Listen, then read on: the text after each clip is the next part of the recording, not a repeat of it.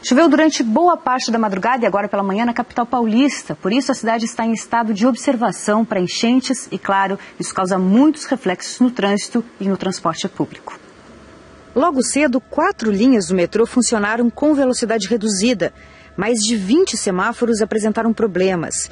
Os motoristas enfrentaram 2 pontos de alagamentos, um na região central da cidade e o outro na zona leste, próximo à rodovia Fernão Dias.